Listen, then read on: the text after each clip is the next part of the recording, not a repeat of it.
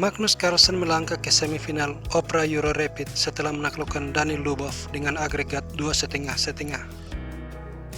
Di game pertama, Carlsen berhasil menang dalam 34 langkah sebelum akhirnya bermain remis di game kedua. Berikut ini adalah game ketiga, di mana Carlsen menang dalam 42 langkah. Carlsen sebagai putih E4 dan Lubov menjawab D5 Scandinavian Defense. Pion makan, menteri makan, kuda C3. Lubov mundur ke D6. Wikipedia menyebut hal ini sebagai varian Bronstein, namun chess.com punya nama lain. Tapi okelah, saya mengikuti Wikipedia dan menyebutnya varian Bronstein. D4, kuda F6, kuda F3, dan kuda C6, lalu kuda B5. Memaksa menteri kembali ke tempat asalnya. Di sini Carlsen melanjutkan dengan langkah yang jarang dimainkan, yakni gajah E2.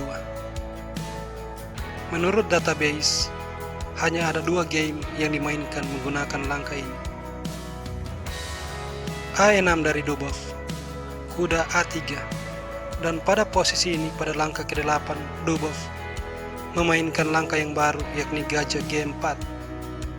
Dan dari sini kita memiliki game yang belum pernah dimainkan sebelumnya. Magnus Carlsen merespon kuda C4, E6, rokade, gajah E7, dan C3. Sesudah rokade, A4, kuda D5, A5. Keberadaan pion ini akan sangat krusial bagi Carlsen dalam membongkar sayap menteri dan nantinya menciptakan pion bebas. Gajah D6, benteng E1, benteng E8, dan gajah ke G5. F6, gajah mundur, kuda E7, gajah G3. Lubov mengambil gajah, pion makan, lalu kuda F5, menteri B3, dan pion dipertahankan dengan benteng. Gajah D3, gajah H5, kuda D2, gajah ke F7, shadowing terhadap menteri. Dan dari titik ini Carlsen mulai menjalankan rencananya untuk membongkar sayap menteri hitam dan menciptakan pion bebas. Dia melangkah menteri C2. Tidak saja langkah ini menyerang kuda, tetapi di saat yang sama memberi tempat bagi kuda melompat ke petak strategis C5. Gajah G6, kuda B3, bersiap melompat ke C5 untuk kemudian menjajah wilayah hitam. Dan Lubov tidak bisa mencegah hal ini, karena kalau misalnya B6, keberadaan pion Carlsen di A5 akan memberikan dia kemenangan setelah pion makan, dan benteng makan pion. Carlsen unggul 1 pion.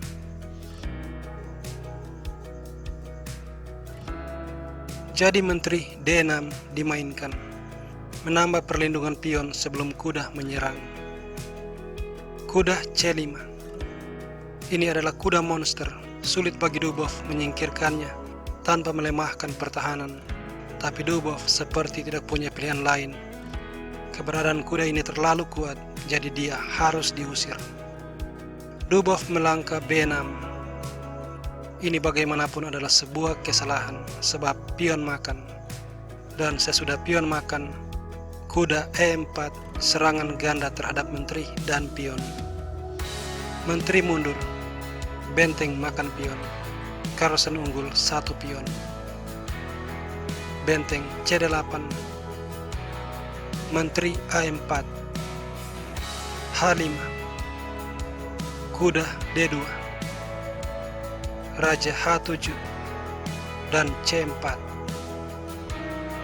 Jika kuda sampai mundur, benteng makan pion, dan Carlsen akan menang.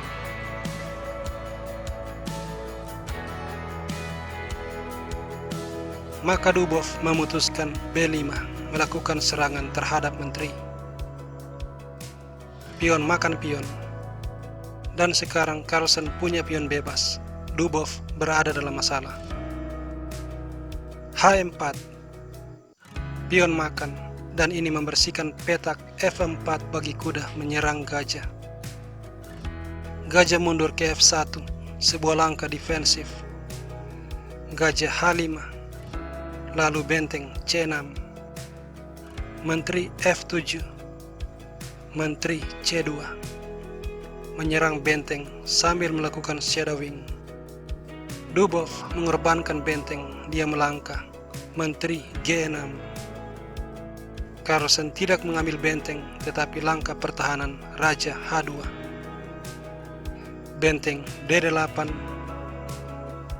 Dan di sini menteri E4. Kuda ke D5. Lalu benteng makan pion. Dan sejauh ini Carlsen unggul 4 pion, 3 diantaranya adalah pion bebas. Dubov masih mencoba menggelepar dengan kuda C7. Carlsen membalas benteng makan benteng. Setelah benteng makan, menteri B1. Benteng makan, menteri makan. Dengan semakin berkurang perwira, Carlsen semakin mendekatkan diri dengan kemenangan. Dubov masih mencoba kuda D5. Namun setelah menteri E4, dia menyerah. Pion Carlsen terlalu banyak. So, demikianlah video ini dan kita akan berjumpa di kesempatan berikutnya. See you when I see you.